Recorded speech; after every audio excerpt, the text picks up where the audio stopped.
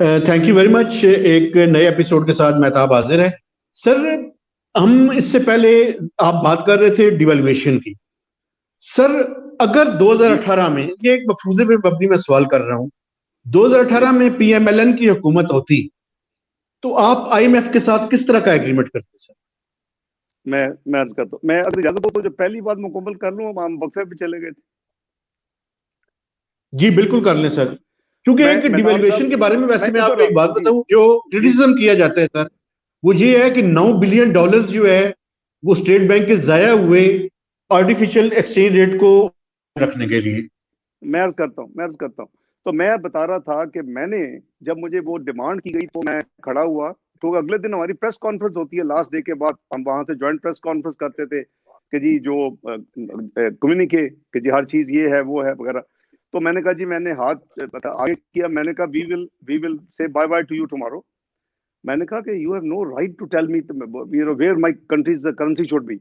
उसकी वजह ये थी कि मैंने सोचा कि जनरल मुशर्रफ अपना एक डिक्टेटर होते हुए और शौकत अजीज कि वो नहीं पूरा प्रोग्राम कर सके। पाकिस्तान की तारीख में तो कभी प्रोग्राम हुआ ही नहीं। We are known as one और टू ट्रेंच कंट्री।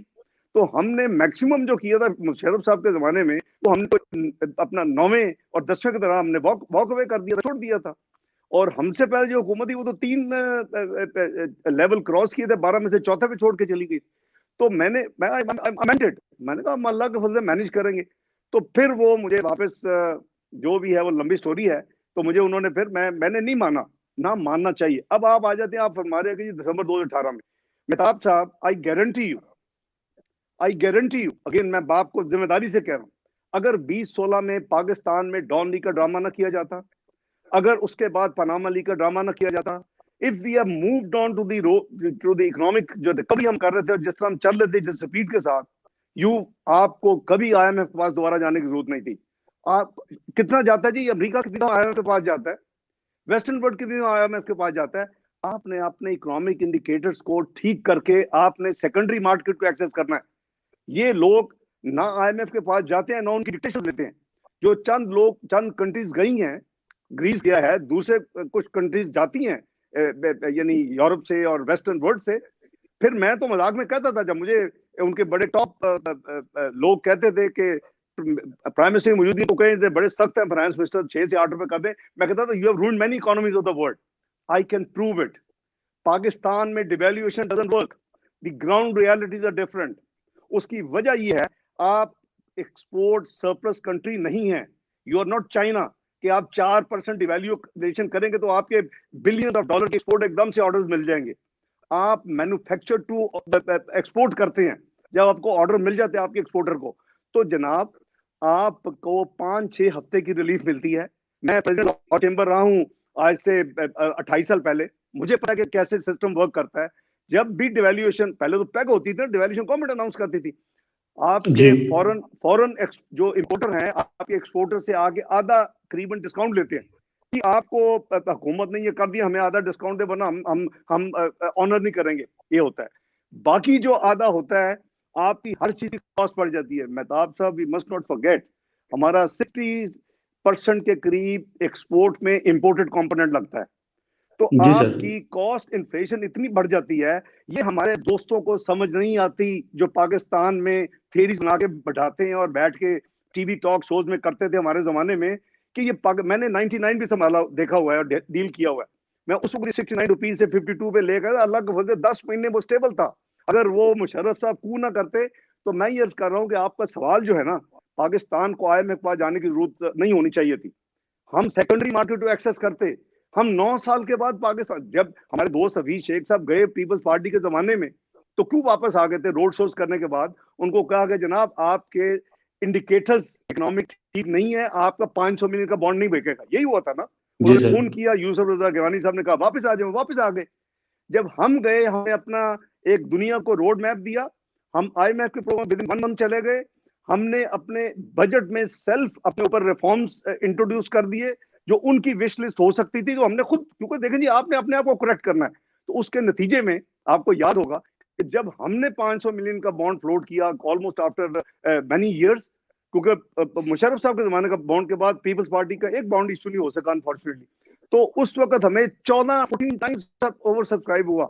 हमें मुबारकें मिली जब मैं वर्ल्ड बैंक की मीटिंग में गया, तब finance minister of the world ने कहा कि Pakistan has done very well.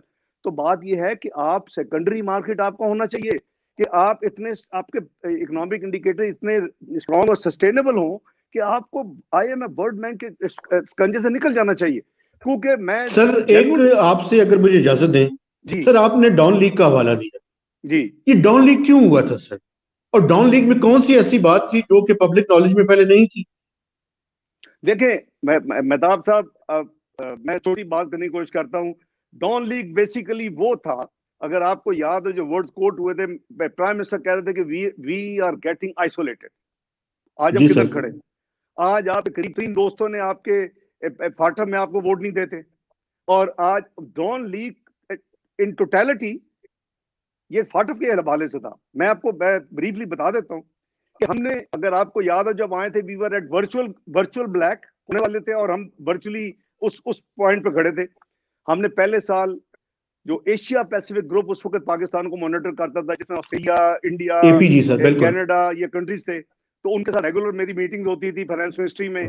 हम अपने एक्शंस लेते थे, हम उसको तो करते करते हम पहले साल में वर्चुअल जो हम ब्लैक होने जा रहे थे तो बच गए, ग्रे रहे।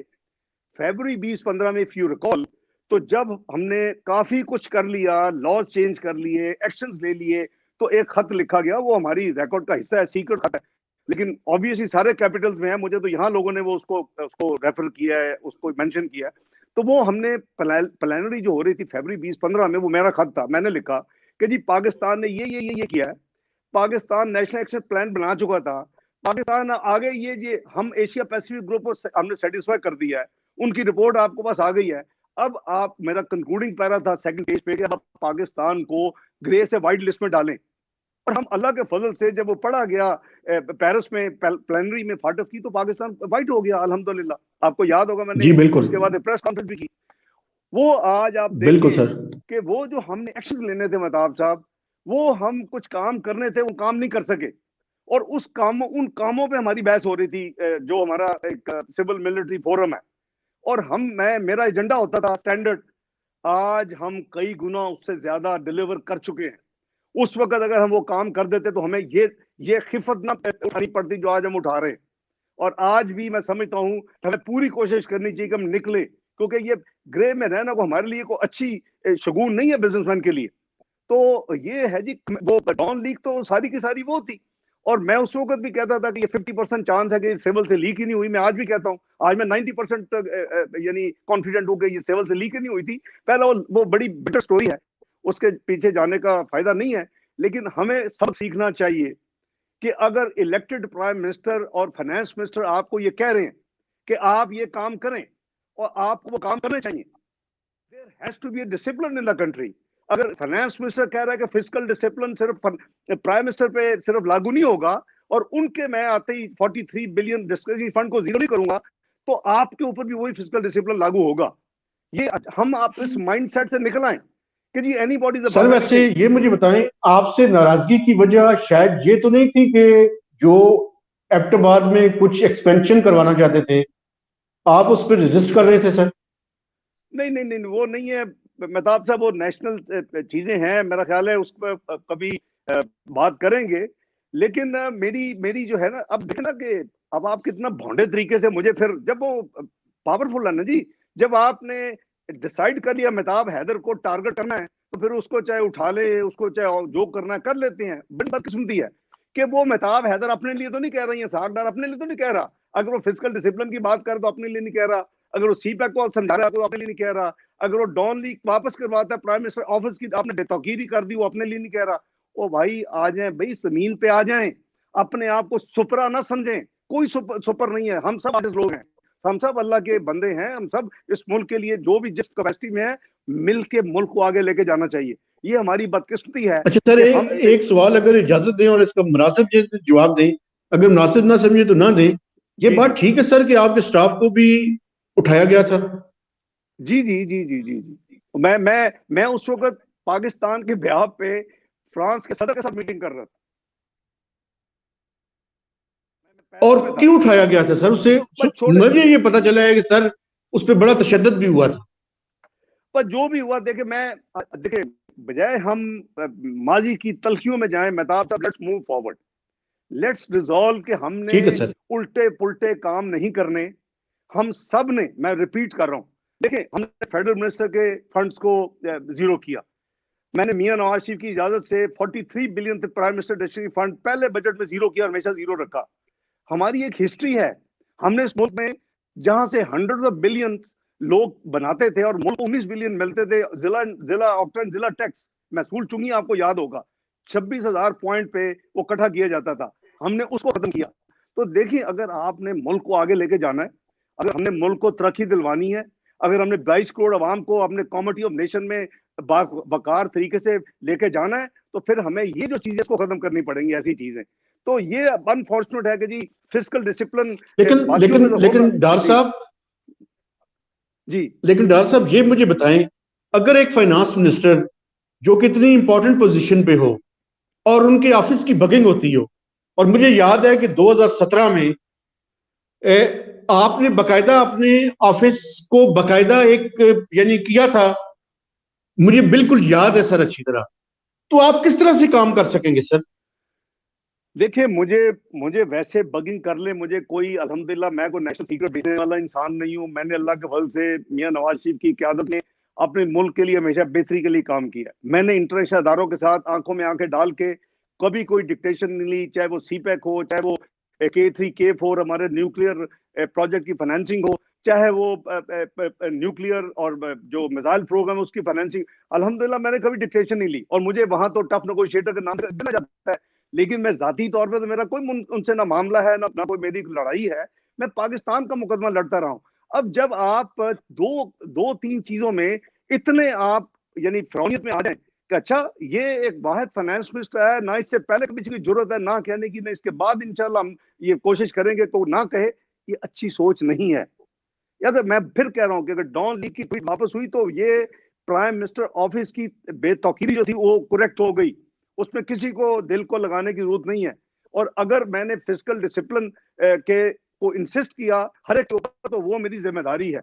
Otherwise I would have been like other finance ministers जो कि लेट जाते हैं कि जी हर चीज जो है ठीक है जी, आप चाहे आप ले जाएं, बाकी मैं फिर वही होता है कि फिर कर्जे जो हैं वो 2 साल में जब आप ना आमदनी बढ़ाएंगे, अखराजात आपके काबू में नहीं होंगे, आप किसी को ना नहीं करेंगे, आप डिसिप्लिन नहीं रखेंगे, फिर होगा ये कि ना तो आपकी जो जीडीपी ग्रोथ है वो बढ़ेगी, वो जाएगी माइनस में 0.4% पे। आपके रेवेन्यू 3 साल में 6%, 7% अभी तक नहीं बढ़ सके, जो कि 60% बढ़ जाने चाहिए थी अब तक। और आपके जो कर्जे हैं वो फिर 40% और पिछले 70 ईयर्स बढ़ जाएंगे। यानी कहाँ आपका पब्लिक डेट 25,000 अरब से कम था, कहाँ वो पब्लिक डेट 36,500 अरब पे 2 साल में पहुंच चुका है।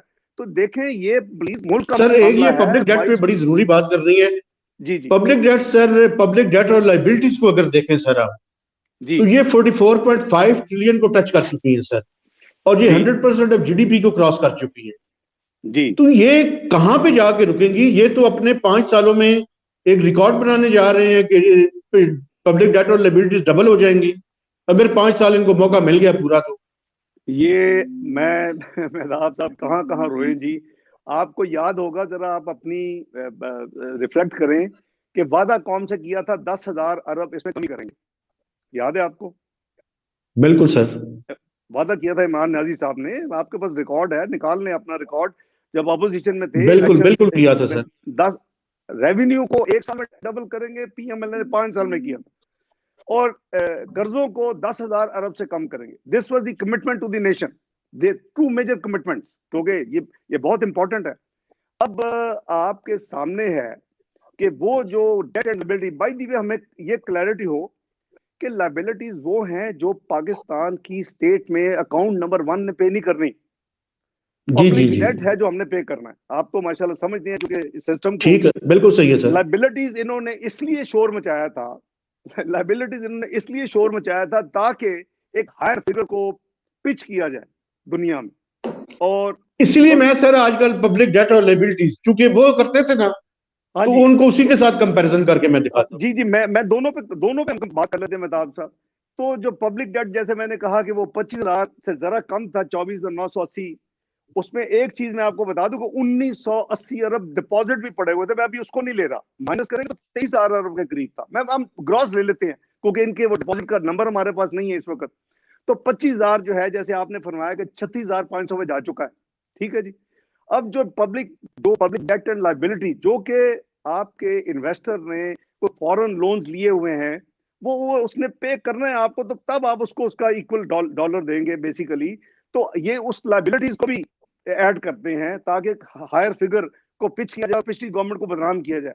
अब बदकिस्मती इनकी ये है कि अगर पब्लिक डेट पे रहते हैं तो वो तो 11-11,500 अरब 2 साल में बढ़ा है। अगर पब्लिक डेट एंड लाइबिलिटीज ली जाए, वो 30,000 अरब जो था, 29,800 अरब, वो जो है वो अब करीबन 44,500 अरब से क्रॉस कर चुका है। तो वो 14,500 अरब से बढ़ा है। तो आप उधर देखते तो उधर तबाही है। आप इन्हीं की डेफिनेशन लेते हैं, जिसको ज्यादा ये प्रेफर करते थे, अमेरिका में जाके मजमे में भी वही तकरीर करते थे, आज वो उससे भी ज्यादा बढ़ चुका है, ये 14,500। ये तो हो गई एक बात। अब बात ये है कि ये एक इन्होंने कमिटमेंट की थी कि हम जो है 10,000 अरब कम करेंगे। ये दे आर नॉट ट्रांसपेरेंट। मैं आपको जिम्मेदारी से कहता हूँ, मुझे पता है कि आपकी भी माशाल्लाह काफी इनग्रेस होती है, आप चीजें ढूंढ लेते हैं। इन्होंने पहले जो दिया था प्रोजेक्शन, ये बार बार रिपीट उसको रिवाइज करके इंटरनेशनल अदारों को दे रहे हैं। अभी जो आपने बात की है 5 साल वाली, ये वहां लिख के दे चुके हैं।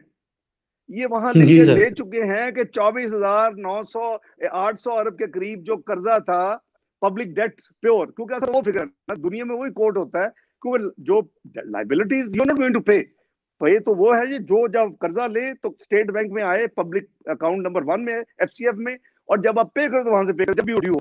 ये है ना जी पब्लिक डेट। अब ठीक है। इन्होंने वहां लिख के दे दिया है कि they will be touching around 48,000 billion if they complete 5 year. ये लिख के दे चुके हैं, इनसे पूछें, आप इनको सही है सर। पब्लिक करें फिगर्स। जी जी जी जी, ये लिख के दे चुके हैं। I am telling you with responsibility. तो ये आप सही कह सर, रहे हैं कि खुदा ना अगर खास्ता इन 5 साल दो में ढाई ये सालों में इनकी कारकर्दगी को देखें सर, जी तो आप क्या समझते हैं कि दो तीन जो सबसे बड़े प्रॉब्लम्स इस टाइम इकोनॉमी के फ्रंट पे हैं वो कौन कौन से हैं सर? देखें, एक तो ये है कि इन्होंने डिक्टेशन के तहत मैं कहूंगा, इन्होंने सबसे पहले पाकिस्तान रुपए को जो जो बिल्कुल खुला छोड़ दिया। देखें, हमें अपने सिस्टम का पता होना चाहिए। आप भी देख रहे हैं पिछले कई सालों से, कई दहाइयों से हमारा सिस्टम जो है, इस बहुत बड़ी डेप्थ नहीं है हमारी फाइनेंशियल मार्केट में, और हैंडफुल ऑफ स्पेकुलेटर्स होते हैं जो कि आपकी करेंसी को होस्टेज बना लेते हैं। और वो मैंने 98-99 में भी देखा हुआ है कि जी हर रोज 2-2 3 रुपए करके 69 रुपीज पे डॉलर चला गया। और नेशनल असेंबली के जरा सितंबर 98 की तकरीरें निकालें लाइब्रेरी से, तो हर जो ऑपोजिशन मेंबर थे 14-15, वो कह रहे थे जी दिसंबर 98 में 100 रुपए का हो जाएगा। ये हमारी जो एक हमें अपने जिम्मेदारी के साथ ये अपना काम करना चाहिए। और सबसे पहले इनसे गलत काम हुआ कि उन्होंने उसको बिल्कुल फ्री फॉल कर दिया।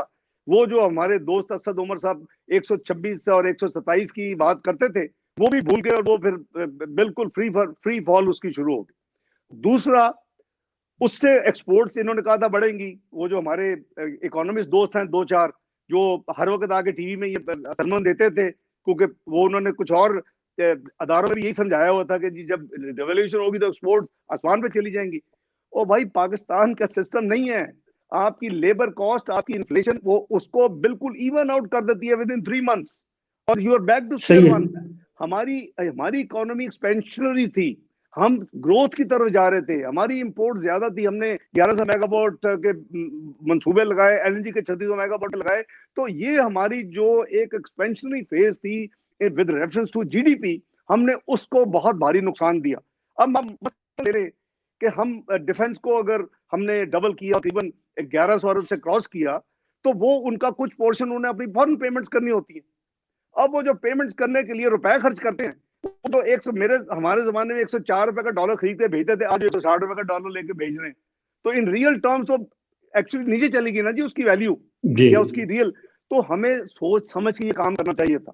वो खुद आईएमएफ वाले जो थे, वो 120 की बात करते थे। हमारे जो दोस्त टीवी में आके जो प्रोफेशनल बात है, वो भी उन्हीं की बात करते थे, उन्हीं की जबान बोलते थे, और मैं उनसे एग्री नहीं करता। दूसरा, इनसे जो हुआ कि वो जब इन्फ्लेशन की एक उसमें उसकी वजह मुल्क में महंगाई का एक तूफान शुरू हो गया, वो जब तूफान शुरू हुआ तो इन्होंने इंटरेस्ट रेट बढ़ाने शुरू कर दी। आपको याद होगा कि मैंने जब छोड़ा वो करीबन नवंबर 2017 तक तो 5.25% पॉलिसी रेट था, दिस इज द जी लोएस्ट। सर। उसके बाद हमारी अगले चंद महीनों में मई 2018 तक ये 6.25 पे चला गया, 1% का 6.25 था इजाफा सर। हुआ, 6.25। वो हमने उसको डबल से भी ज्यादा कर दिया, 13.25 पे ले गए। अगर अब उससे क्या हुआ कि उससे आपका जो आपकी डेट सर्विसिंग है वो इमीडिएटली उठ के 1500 अरब से उठ के 3000 अरब पे चली। नहीं, टोटल वेस्ट कि आप अपने कौम से जेब से आप पैसे निकाल रहे हैं और आप इंटरेस्ट की मद में आप वो अपनी मैं उसको कहता हूँ फेल्ड मॉनेटरी पॉलिसी की वजह से। अभी तो कोरोना की वजह से ये आपको याद होगा कि 4 जी फेजेस सर। में हाफ हार्टेडली लेके आए, सारी दुनिया ने कोरोना की वजह से नीचे लाई। ये तो बड़ी इन्होंने बददिली से किया और बड़ी मुश्किल से ये फिर उसको 7% लेके आए। तो बात यह कि अच्छा ये सर। दो मेजर फेलियर तो ये है। और अगला फेलियर इनका है कि रेवेन्यू नहीं बढ़ा सके। इन्होंने कहा था कि हम रेवेन्यू को 1 साल में डबल करेंगे। चौथा फेलियर है कि जी सर। एक्सपेंडिचर को कंट्रोल नहीं कर सके। इन्होंने कहा था कि 2 सर्वर होंगे, साइकिल में दफ्तर जाऊंगा, पीएम हाउस, पीएम सेक्रेटरी, कुछ वो उन अखराजात में भी 25 से 30% इजाफा हुआ है। ओवरऑल इनकी जहां रेवेन्यू एक तरफ कुछ नहीं है, दूसरी तरफ एक्सपेंडिचर कंट्रोल नहीं हुआ। एज ए कॉन्सिक्वेंस हमें फिर we have resorted to more borrowing. और वो उसके आपके सामने है कि 70 साल का 40% इंक्रीज हमने कर दिया सिर्फ इस 30 महीने में पाकिस्तान के कर्जों में। और जाहिर है उसकी भी डेट सर्विस और होगी। तो ये हमारा एक डेफिनेटली ऐसा साइकिल में हम फंस गए हैं कि जो विशियस अनफॉर्चुनेटली साइकिल है सर। सेल्फ क्रिएटेड है। बट सेल्फ क्रिएटेड है, it's incompetence of this government. ये इनको इनको इनको पता ही नहीं था। वो खुद कहते हैं जी कि हमें तो 3 महीने में ये पता चला, ये ऐसे होती है चीज, साल में ये पता चला, 2 साल में। कोई आप यहाँ को ट्रेनिंग इंस्टीट्यूट तो नहीं है कि अगर आपने ट्रेनिंग इंस्टीट्यूट जाना है तो 5 साल का कोर्स एनडीओ में कर रहे थे आप, ताकि आपको कुछ समझा देते वो लोग कैसे कैसे चीजें होती हैं। तो ये अनफॉर्चुनेटली ये एक तजर्बा किया गया है और वो आपके सामने है कि उसका डिजास्टर के पाकिस्तान में महंगाई का। तो अभी अभी देखें, अभी फरवरी के फिगर देखें मेहताब साहब, अभी आपने कल देखे होंगे लास्ट वीक के। अभी जो जी सर। महंगाई है वो अगेन, यानी जो लो इनकम ग्रुप है 18,000 रुपए तक का, उसके लिए तो ये करीबन 20% पे फिर दोबारा चली गई है। और जो बिल्कुल आम ठीक कह आम रहे है हैं सर। उनके लिए भी 2.4% बढ़ के 13.6% है। फूड इन्फ्लेशन देखें, फूड इन्फ्लेशन पिछले साल के मुकाबले में फूड इन्फ्लेशन 143%, जो कोर कमोडिटीज है आपकी 20-25, उसमें जो ये हालत हो गई है। ये इसको तोड़ना पड़ेगा, सारे विशियस सर्कल को। इसको हमें दोबारा रीस्टार्ट करना पड़ेगा। ये सस्टेनेबल नहीं है। अब हम जहां पहुंच चुके हैं, अल्लाह ना करे इसी मेथडोलॉजी, इन्हीं पॉलिसीज के साथ अगर हम मजीद 2-2.5 साल चले तो मैं समझता हूं कि then the disaster will be perhaps irreversible. बिल्कुल ठीक है सर। अच्छा सर, सेनेट के इलेक्शन पे आ जाते हैं। जी जी सर आपकी क्या असेसमेंट है, ये जो खासकर इस्लामाबाद का इलेक्शन है या ओवरऑल भी?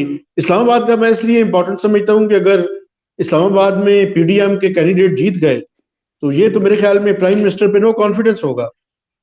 आपकी क्या असेसमेंट है, आप क्या समझ रहे हैं वहां पे? क्योंकि आप भी स्ट्रिक्टो गौर से देख रहे हैं वहां पे बैठ के, जी मुझे जी पता है। स्ट्रिक्टो सेंसो बिल्कुल देख रहे हैं अलग वर्ल्ड से। अल्हम्दुलिल्लाह पंजाब आपने देखा है, पंजाब मैं समझता हूँ कि अच्छा हुआ जो कुछ हुआ है। ये बात सही फरमा रहे हैं कि ये एक बहुत बड़ी ब्लो होगी गवर्नमेंट के लिए। और कोई भी ऑनरेबल गवर्नमेंट हो तो उसको वैसे ही छोड़ के चला जाना चाहिए कि अगर इस तरह का को मामला हो। तो मैं तो ऑप्टिमिस्ट हूँ कि यूसुफ रजा गिलानी साहब जीत जाएंगे।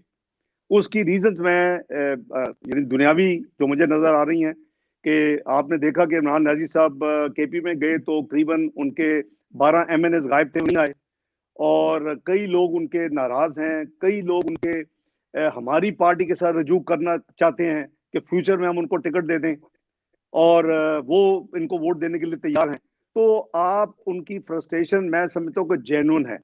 इसलिए है कि वो जिन प्रोमिस पे पीटीआई में गए थे या पीटीआई में भेजे गए थे, जो आपको याद ही है प्री पोल जैसे हम कहते हैं इलेक्टेबल को जो उनको पुश करके उनके ज्वाइन करवाया गया था, वो अच्छे खासे परेशान है आज मेहताब साहब। तो ये जो आप फरमा रहे हैं, मेरा ख्याल है कि बहुत ब्राइट चांस है कि यूसुफ रजा गिलानी साहब जो है वो नेशनल असेंबली से जीत जाएं एज सेनेटर। अच्छा सर, ये जो पीडीएम का मार्च है, जी ये मार्च के आखिर में ही उन्होंने मार्च करना है इस्लामाबाद की तरफ। जी तो इसमें क्या समझते हैं आप सर, क्या इस मार्च के नतीजे में हुकूमत जो है वो चली जाएगी सर? देखिए, ये ऑपोजिशन की जिम्मेदारी है कि अवाम के मसाइल को, ये पहले हम ये देख लें कि ये मार्च या ये जो पीडीएम क्यों बनी। ये पीडीएम सिर्फ इसलिए नहीं बनी कि जी सिर्फ सिर्फ इसलिए नहीं बनी, वो एक वजह है कि 2018 के इलेक्शन रिग्ड थे और 10 का के इलेक्शन ने अब साबित कर दिया है कि कौम को दिखा दिया, दुनिया को दिखा दिया कि कैसे रिग किए गए। यानी इतने प्लान के साथ रिग किए जाते हैं इलेक्शन इस मुल्क में कि यानी आप उसको शोर मचाते रहे को सुनता नहीं है। तो एक तो वो वजह है, लेकिन फ्रैंकली जो अवाम की मोबिलाइजेशन है, आई एम वेरी ऑनेस्ट, जो अवाम की जो मोबिलाइजेशन है इतनी बड़ी तादाद में साथ सपोर्ट जो है वो है उनके ऊपर जो उनकी जो महंगाई का तूफान है, बेरोजगारी है, गुर्बत में जो इजाफा हो रहा है, उनके अवाम के अपने मुश्किलात जो हैं, उसकी वजह से मेहताब साहब वो जो है वो इस अपोजिशन की तहरीक को सपोर्ट कर रहे हैं।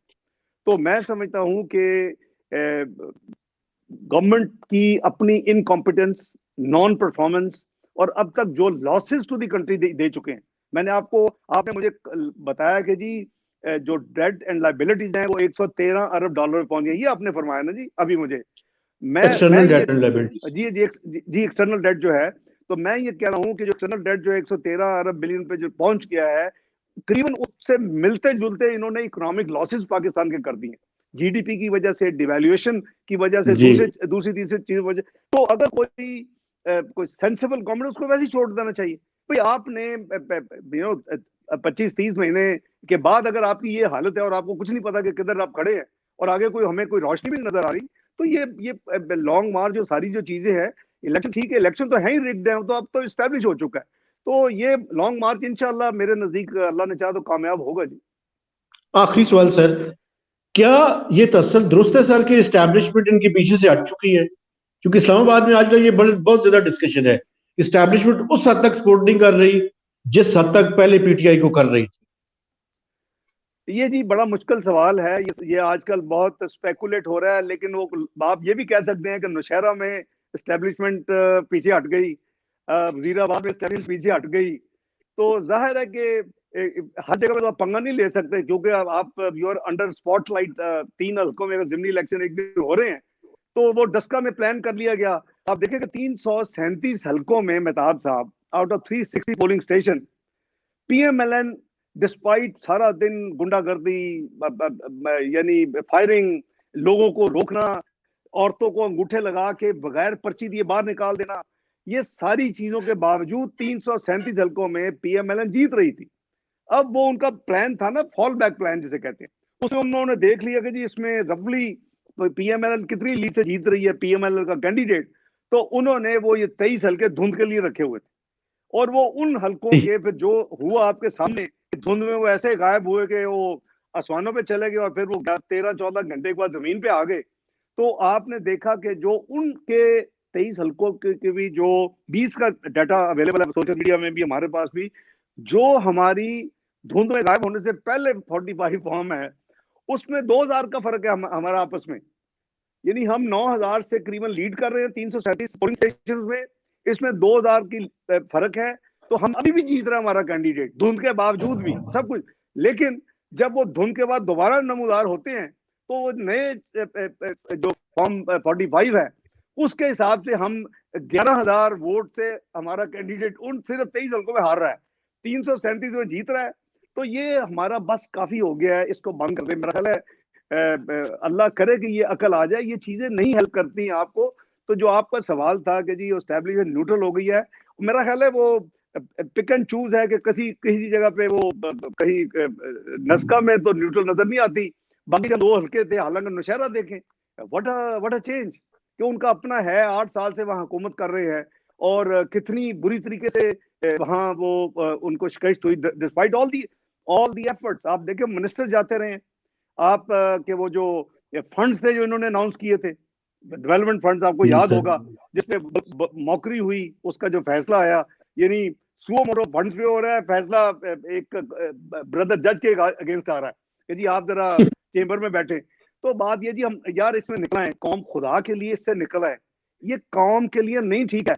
हम सब ने चल रहे हैं, पता नहीं कितनी कितनी उम्र है आपकी, अल्लाह आपको उम्र खजर अदा करे, मुझे पता नहीं कि हम इस मुल्क को किसी अच्छे बेस पे बना छोड़ दें, हम इसको अच्छे वक्त अच्छे पेज पे ले आए, इसको हम एक रोड मैप दे दें, इसको हम निकालें इस भंवर से। लेकिन अभी भी वो सोच वही पैटी सोच है सर एक एक एक इजाजत मुझे और दें, ये बड़ा ही इंपॉर्टेंट सवाल है सर। ये जो जुडिशल रिफॉर्म्स हैं सर, जी। किस तरह से मुमकिन किया जाए कि साकिब निसार जैसे जजेस ना आ सके? देखिए, मैं समझता हूं कि अगला अगला जो था, मेहताब साहब आपने बड़ा एक अच्छी किस्म का सवाल कर लिया है। ये हमारी प्रॉब्लम ये है कि हर जो है ना जी, हमारे मुख्तलिफ सेगमेंट्स ऑफ आवर सिस्टम, हर कहता है कि जी मैं मोस्ट इंपॉर्टेंट हूँ, मैं मोस्ट पावरफुल हूँ और मैं असर्ट करूंगा। हमारी प्रॉब्लम ये है कि कोहिजन नहीं है। हम एक दूसरे को पास देने की बजाय एक दूसरे की टांगे खींचते हैं। नंबर एक, हमारे सिस्टम में आपको याद होगा, करते करते करते करते ये जो जजेस की जो अपॉइंटमेंट का एक सिस्टम दिया गया था 18वीं तरमीम में, आपको याद होगा, उसमें कम से कम ये था, मैं उसका मेंबर था, उस जो पार्लियामेंट्री कमेटी फॉर कॉन्स्टिट्यूशन जी रिफॉर्म्स सर। थे, मैं रजा रुबानी साहब, और हमने उसमें एक सिस्टम तय किया कि जी जो, क्योंकि इन्होंने अस्यूम कर लिया हुआ है कि उसमें अब बाकी इनपुट नहीं है, एग्जेक्टिव की कोई इनपुट नहीं है, वर्चुअली ये खुद ही अपने नाम देते हैं। और उसके बाद फिर था कि चले एक पार्लियामेंट्री कमेटी होगी, नेशनल असेंबली सेनेटर्स की दोनों की मिलके, और वो जो है वो स्क्रूटनाइज स्क्रूटनी कर करेगी। लेगी। अच्छा, हमने शुरू में किया कि उनके किसी का देखा तो किसी का एनटीआर नंबर ही नहीं है, नहीं नेशनल टैक्स नंबर ही नहीं है, किसी जी। को हमने, यानी हमने वो अपना जो है ना जी प्रोफेशनल ऑडिट समझे मेरे बैकग्राउंड में, तो हमने वो चीजें की। हमने देखा कि हमने मसलन एक एक अगर किसी को रोका है, वापस भेजा कि जी ये फिट नहीं है, उन्होंने सिंपल एक रिट करवाई सिंध हाई कोर्ट में हमारे उस फैसले के खिलाफ, हाई कोर्ट से फैसला दिलवाया कि जी इसको आप ये जो है उसको, यानी उस हमारे फैसले के खिलाफ, और उसको जज अपॉइंट कर दिए। भाई इस तरह तो काम नहीं चल सकता। तो ये सिस्टम रिव्यू मांगता है, क्योंकि आप जिस तरह अब सिस्टम चल रहा है, तो मतलब है जो लोग बैठे हैं वो अपने जो लाइकिंग के लोग हैं आगे आने वाले, उनको बीच में इंडक्ट करके चले जाते हैं, और उनकी जो सही क्रेडिबिलिटी और जो सही चेक्स एंड बैलेंस, अब वो एनटीआर नंबर तो एक बेसिक चीज है ना। आप एक बिल्कुल सर। एपेक्स कोर्ट का एक जज बना रहे हैं, और हमारे पास एनटीआर नंबर नहीं है, और उन्होंने कभी टैक्स नहीं अदा किया, वो उस पर भी वो उन्होंने करवा लिया अपना जज। फिर आपको याद होगा कि एक 19वीं तरमीम हुई थी, 18वीं तरमीम के खिलाफ एक स्पॉन्सर रिट होती है, उसमें वो बाकी तो फैसला नहीं आता, जजेस की अपॉइंटमेंट के हवाले से जो चीजें इश्यूज वो अपनी मर्जी की उसमें फैसले में लिख देते हैं। और हमें हमें हम वर्चुअली पार्लियामेंट को आप एक मजबूर कर देते हैं कि जी आप 19वीं तरमीम आए। यार ये क्या हो रहा है मुल्क में, ये इस तरह मुल्क नहीं चल सकता। तो आप सही कह रहे हैं कि हमें इस सिस्टम को भी रिव्यू करना होगा कि जी सर न्यू कौन सोशल जजेस। कॉन्ट्रैक्ट की जरूरत है हमें? जी मैं समझता हूं जी कि हमेशा होती है, और अभी मैंने वो सुना, बल्कि पढ़ा पीछे रिमार्क्स में कि जी वो जो हमारी चार्टर ऑफ डेमोक्रेसी थी, याद है आपको, जी। उसमें मैंने पढ़ा कि जी वो चार्टर ऑफ डेमोक्रेसी में एक जज साहब के रिमार्क्स थे कि जी पीपीपी एंड पीएमएलएन भूल गई है कि शफाफ हाँ। तरीके से वोट देने के लिए, वो उनको ये कन्वीनियंट है पढ़ना, लेकिन उसी डॉक्यूमेंट में जिसका मैं वन ऑफ द 4 ऑथर हूँ, ड्राफ्टर जी। कह ले जी, मैं रजा रुबानी साहब, आसिफ इकबाल साहब, सफदर वाजी साहब, उसमें ये भी देखें, उसमें कॉन्स्टिट्यूशनल कोर्ट का भी एक प्रोविजन है। सुप्रीम कोर्ट के पैरेलल एक कॉन्स्टिट्यूशनल कोर्ट होगा। अगर वो सिस्टम हो तो जितनी अभी कॉन्स्टिट्यूशनल पिटीशन सुनी जा रही हैं, ये फिर ये नहीं सुन सकती, ये और कोर्ट सुनता। बिल्कुल सही है। उसमें ये भी है कि ट्रूथ एंड रिकंसिलिएशन कमीशन होगा, उसमें ये भी है कि सिविल मिलिट्री रिलेशन को फिक्स किया जाएगा। तो मेरा मतलब है कि अपनी मर्जी की चीज हम पढ़ लेते हैं पिक और एंड उस पर हम चूज ना फिर करें। बिल्कुल। रिमार्क भी दे देते हैं, तो काम करें जी, ठीक है, सारी चीजें करें, और तो इन टोटलिटी करें ना जी। तो अगर अगर एक नए सोशल कॉन्ट्रैक्ट की जरूरत है, तो फिर एक नया इलेक्शन हो, और वो एक पार्लियामेंट हो जो कि नई इलेक्ट होके आए, ऑनेस्टी के ऊपर, उसमें कोई किसी किस्म की इंटरफेरेंस नहीं होनी चाहिए, उसको एक टास्क दें आप, लेट देम रिव्यू एवरीथिंग। लेकिन ये नहीं है कि मैं अपनी मर्जी की चीज कर लूं कि जी ये अब फलान चीज जो है उसको रिवर्स कर दें, फलान चीज को इस तरह कर दें, फलान चीज को मुझे सूट नहीं कर रही, ये एक सेगमेंट को सूट नहीं कर रही, वो फिर महले को बहुत अनफेयर अप्रोच है जी। Sir thank you very much, आपने मुझे टाइम दिया। और डॉक्टर बड़ी साहब ये मेहरबानी। पब्लिकली कमिटमेंट करें कि आइंदा भी आप मुझे टाइम देते रहें।